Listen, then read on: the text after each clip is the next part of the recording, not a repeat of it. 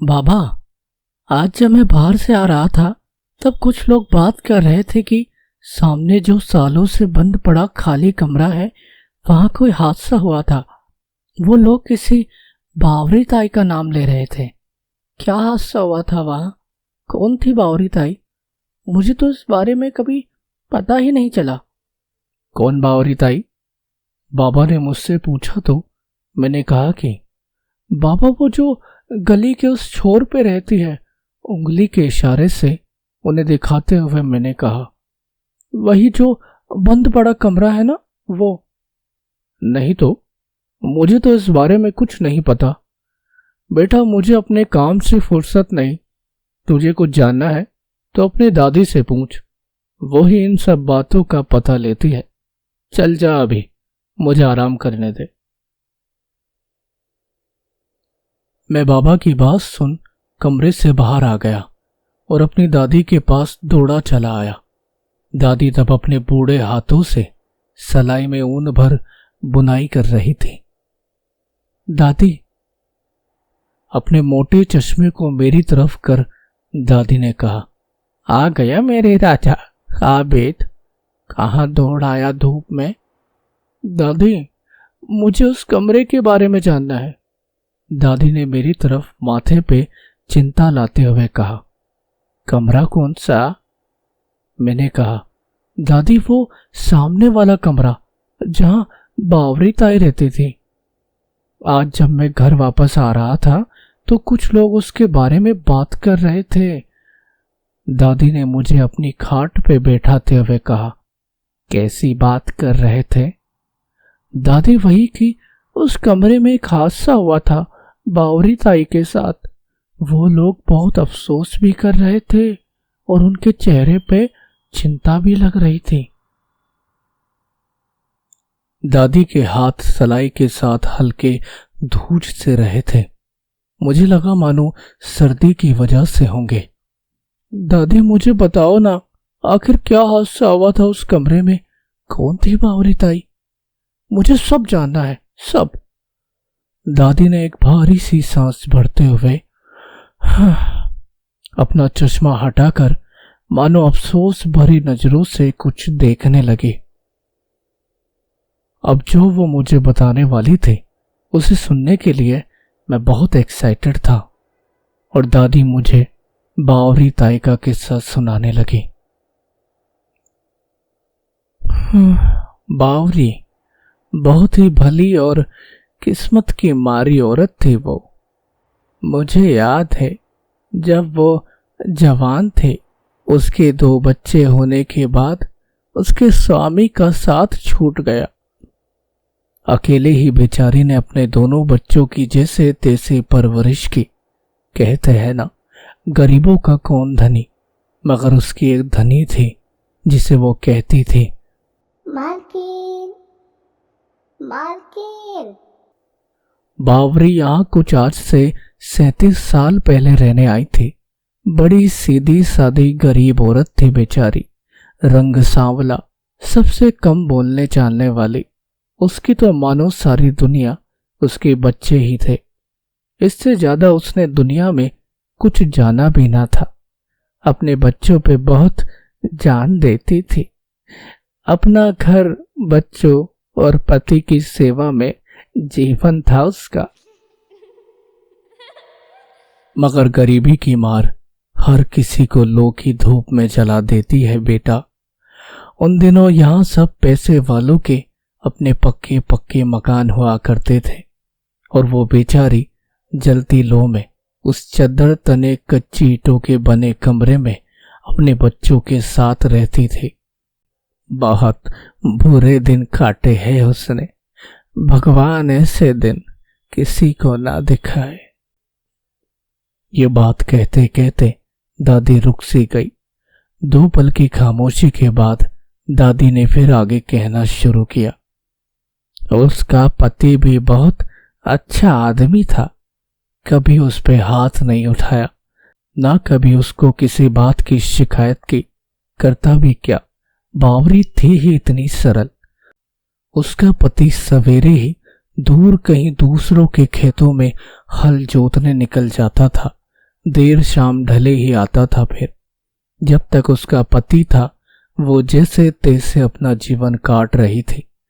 बच्चे तब बहुत छोटे थे। उसका बेटा कोई 2.25 साल का था और बेटी 3 साल की। फिर वो दिन भी आया जब एक रोज उसके पति को कड़कती धूप में लगातार काम करने से दिल का दौरा आ गया। मानो बावरी के घर में तो जलता दिया भी बुझ गया।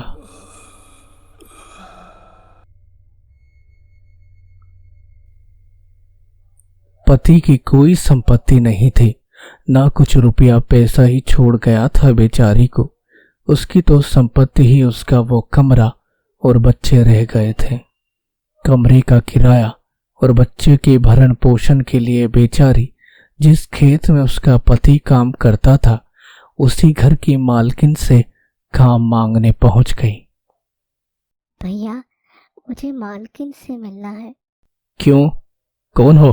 कहां से आई हो? हमारी मालकिन से क्या काम है तुम्हारा? गेट से पीछे रहो, पीछे, वहीं से बोलो। भैया, मुझे काम चाहिए। मालकिन का कोई भी झाड़ू फटका, बच्चे संभालना, नहलाना, यहाँ तक कि हवेली की देख रेख का काम, कोई भी काम मैं कर लूंगी। बावरी के चेहरे की उदासीनता दर्शा रही थी कि उसे काम की सख्त जरूरत थी।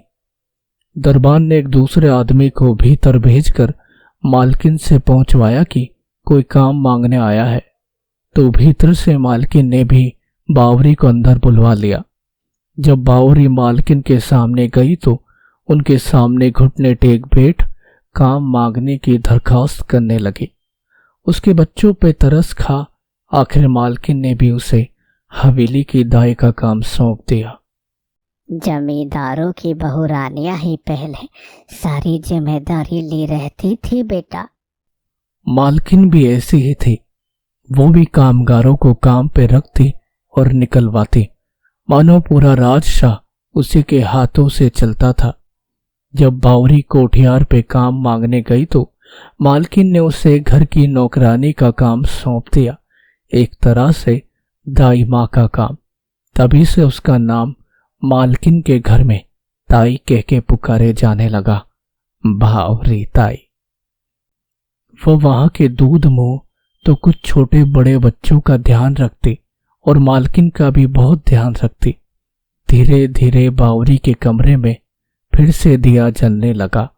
2 पैसे आए तो बेचारी की जरा सी डील डोल सुधरी और बच्चों को भी 4 निवाले मिले।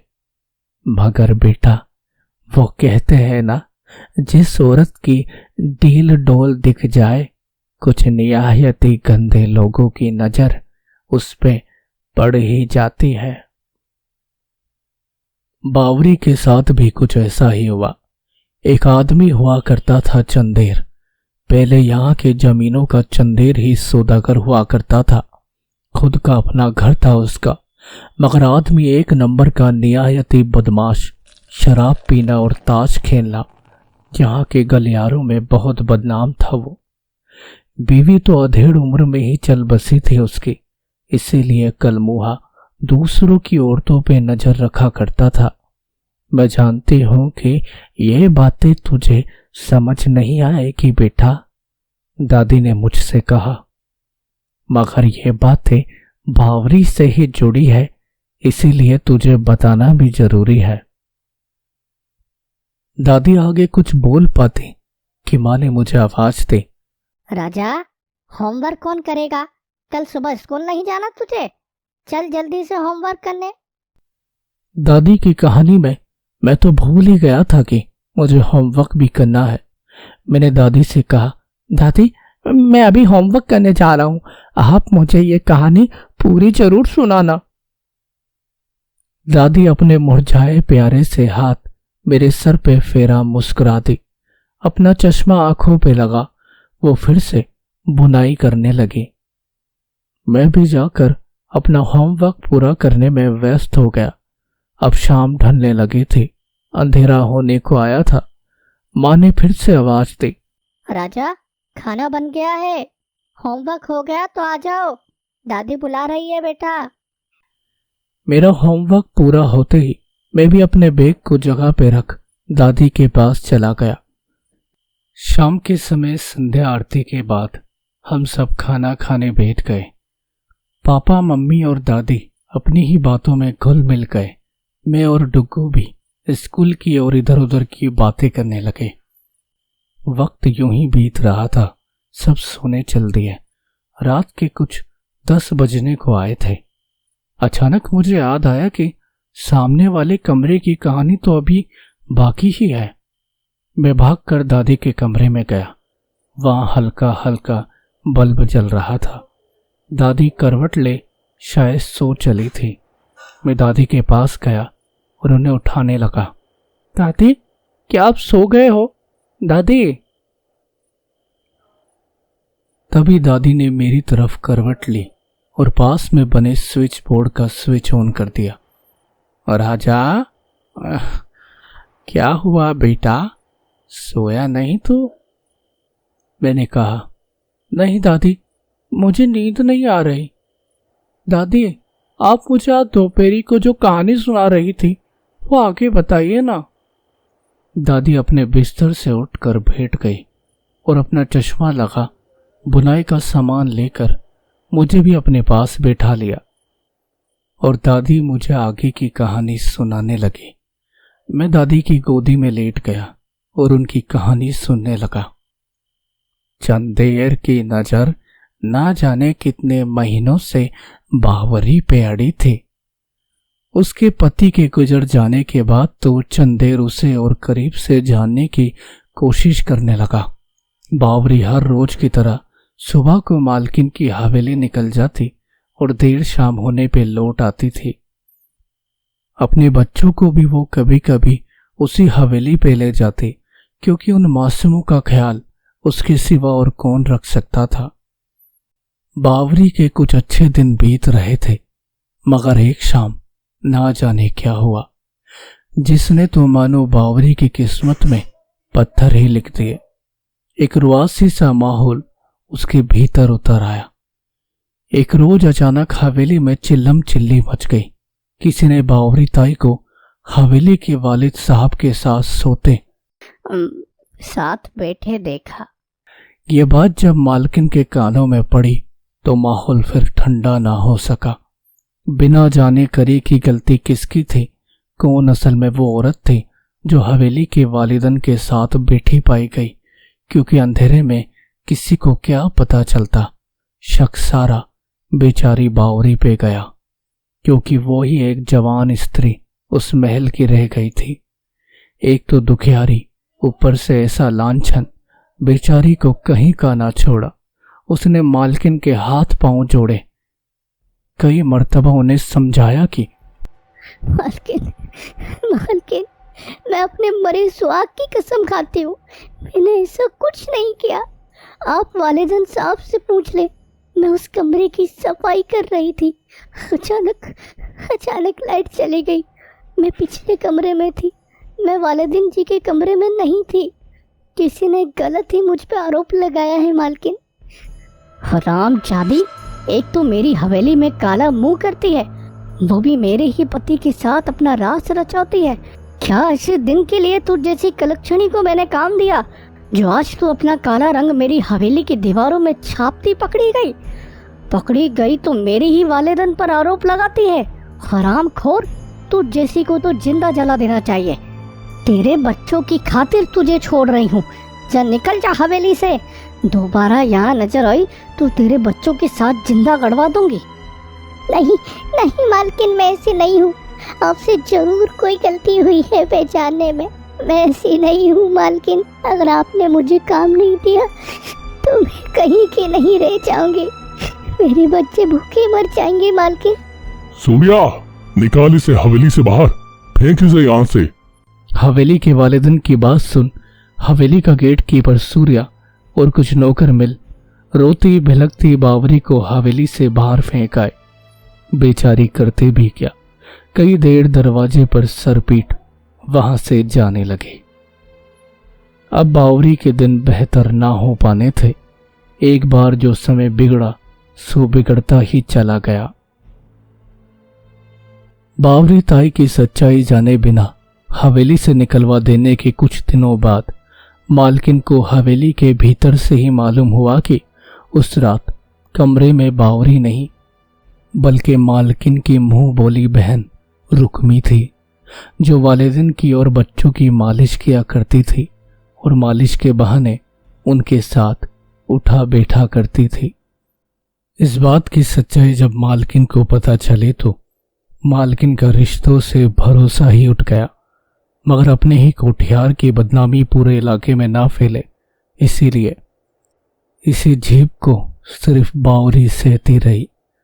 सुर्ख गर्म हवा के थपेड़े तो ठंडी हवाओं में बदल गए, मगर बावरी को मिले आरोप के घाव पल पल उसे अकेला करते गए। अब उसे पूछने वाला कोई नहीं था, कोई उसे काम देता भी क्या। जो भी पैसे उसने इकट्ठे किए थे आज 4 महीने तक वही पैसे उसके काम आ रहे थे, और वो भी धीरे धीरे जलते दिए में कम होते तेल की तरह खर्च होते जा रहे थे। बावरी की खुद की तबीयत खराब रहने लगी थी, क्योंकि उसने वो लांछन अपने सीने पे ले लिया था और उसकी देख अब कोई क्यों करता। बावरी के छोटे बच्चे, जिनमें से उसकी छोटी बेटी और नन्हा बेटा, बस वही उसके करीब रह गए थे।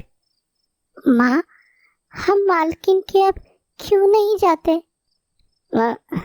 मालकिन के यहाँ अब काम खत्म हो गया है बेटा। मालकिन को अब हमारी जरूरत नहीं रही। मैं जल्दी कोई दूसरा काम ढूंढूंगी। अपनी छोटी बेटी को दिलासे की थपकियां दे आखिर बावरी ने उसे सुला दिया और खुद एक एक आंख आंसू बहाते जगी रह गई। बारिश का मौसम शुरू हो चुका था। पल पल भर चलती आंधियां उसके कमरे की छप्पर को हिलाती सी निकल जाती। रह रह कर बच्चे जागते तो उन्हें लोरी सुनाती, वो फिर सुला देती। बेचारी बावरी के करीब अब जीने की लो एक बार फिर बुझ गई थी, मगर अभी तो लो असल में बुझना बाकी थी। पिछले 4 दिन से बाबू की तबीयत खराब है वेद जी, जरा देख लेते तो। बावरी अपने नन्हे बच्चे को लेकर वेद जी के यहाँ पहुंची तो वेद ने उसे कई देर बाहर बैठा फिर उसके बच्चे को देखने आया। काफी देर देखने समझने के बाद मानो वेद के चेहरे का रंग फीका सा पड़ने लगा। बावरी की थकी नजरों की तरफ देख उसने बावरी से केवल एक बात कही, तू इसे दूध पिलाया कर, इसकी फसलियां बहुत कमजोर है, सांस लेने में तकलीफ होगी, इसे संभाल लेना, जा घर ले जा इसे। बावरी मन पसीज पूरे रास्ते अपने बच्चे को छाती से चिपकाए बस यही सोचती आई कि आखिर दूध कितने दिन पिला पाऊंगी। मेरे करीब तो घर खर्च के केवल 9.25 रुपए ही रह गए हैं, इसमें कितने दिन का दूध आएगा। सोचते सोचते बावरी आखिर घर के रास्ते पहुंचने को आई। चंदेर ने जब बावरी को रास्ते से आते देखा तो अपने घर के भीतर से निकल बावरी को आवाज लगाई, अरे कहाँ जा रही है?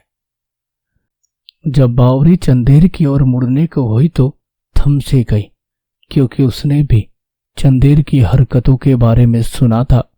चंदेर ने बावरी के थमे कदम देख उसे फिर कहा, अरे रुक मत, आ तो, क्या बात है, बता जरा। आखिर बावरी के कदम चंदेर की ओर बढ़ चले। एक आस, शायद चंदेर कुछ बेहतर रास्ता दिखा सके। चंदेर दा, बाबू की 4 रोज से हालत ठीक नहीं, रातों को रह रहकर सांस भरने लगता है। वेद साहब ने बताया कि दूध की कमी है, फसलियां कमजोर है मुन्ना की। अब आप ही बताएं, मैं कहाँ से इसके दूध का इंतजाम करूं? मालकिन से कहा सोने के बाद अब मैं कहाँ से पैसे जोड़ूं? मेरे पास तो केवल 10 रोज जितने ही पैसे हैं। अपने हलक से हल्की सी आवाज में बावरी ने कहा, आप कुछ मदद कर देते तो। बावरी के मुंह से निकले मदद के शब्द चंदेर के चेहरे पे एक मुस्कान सी छोड़ गए। हाँ, क्यों नहीं, आखिर तू अपनी ही तो है। बावरी ने एक टक चंदेर से अपनी नजरें हटा ली।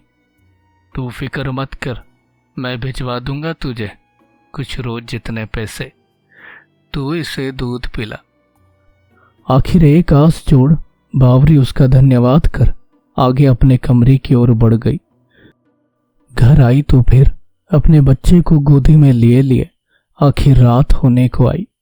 रात हुई तो किसी ने दरवाजा खटखटाया।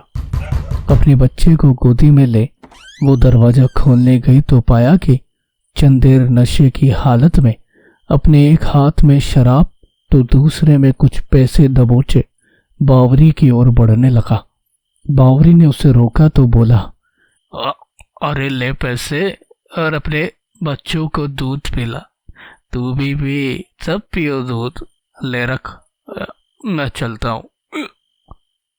चंदेर जाने को हुआ तो एक बार फिर रुक कर कहने लगा, और सुन रही, और चाहिए तो मेरे घर पे आ जाना, मैं दूंगा तुझे जितने चाहिए उतने, समझी? चल दरवाजा लगा ले। कहकर चंदेर वहां से चल दिया। अपने हाथ में सिमटे कुछ पैसे जब बावरी ने देखे तो 50 रुपए जितने पैसे उसके हाथ में रखे थे। अपने भगवान को धन्यवाद दे उसने दरवाजे की कुंडी लगा ली। अब इत्मीनान से दोनों बच्चों को सुलाकर पैसों को अपने तकिए के नीचे रख वो भी सो चली। आखिर उसे संतोष था कि कुछ रोज का खर्चा और निकल जाएगा, मगर सवाल ये था कि आखिर कब तक।